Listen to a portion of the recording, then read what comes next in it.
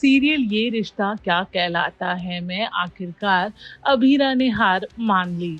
वो समझ चुकी है कि अब उसकी जिंदगी जेल की चार दीवारियों के बीच में ही गुजरने वाली है।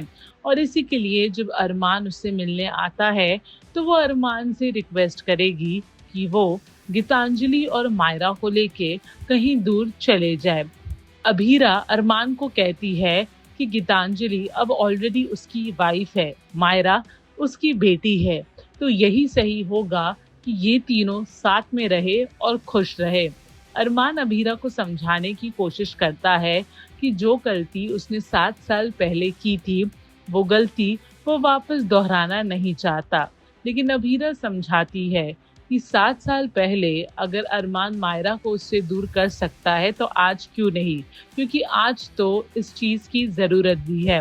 अबीरा कहती है कि वो ये मान चुकी है कि अब उसकी जिंदगी जेल के इन्हीं चार दीवारियों के बीच में गुजरने वाली है और इसीलिए वो अरमान को कहती है कि गीतांजलि और मायरा के साथ एक अलग दुनिया बसाना ही सही रहेगा। इवेंचुअली दोनों फूट फूट के रोते हैं और अरमान अबीरा को ये भरोसा दिलाता है कि वो उसे जेल की दुनिया से निकाल के रहेगा।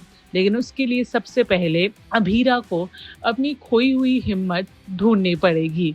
दूसरी तरफ हम ये देखते हैं कि मायरा के सामने अरमान फाइनली आ जाता है।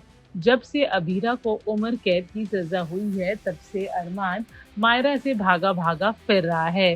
लेकिन जब अरमान मायरा के सामने आता है तब मायरा उससे पूछती है कि उसने गीतांजलि से शादी क्यों की, और की भी तो वो खुश क्यों नहीं है, क्योंकि शादी के बाद तो लोग खुश होते हैं लेकिन वो और गीतांजलि बिल्कुल भी खुश नहीं है। मायरा यही सेम सवाल गीतांजलि से भी करती है कि अरमान और उसकी शादी हुई तो हुई कैसे, लेकिन अनफॉर्चुनेटली मायरा के सवाल का कोई जवाब गीतांजलि के पास होता नहीं है। वेल, अब देखना दिलचस्प होगा कि कहानी यहाँ से आगे क्या मोड़ लेगी। हमने आपको पहले ही बताया है कि मायरा आने वाले एपिसोड में किडनैप हो जाएगी। अब किस तरह से मायरा को अबीरा और अरमान मिल के बचाएंगे, ये देखना काफ़ी ज़्यादा दिलचस्प होगा। बॉलीवुड और टेलीविज़न के एक्सक्लूसिव अपडेट के लिए हमारे चैनल फिल्मी बीट को सब्सक्राइब करना ना भूलें और हमें फेसबुक पर भी ज़रूर फॉलो करें।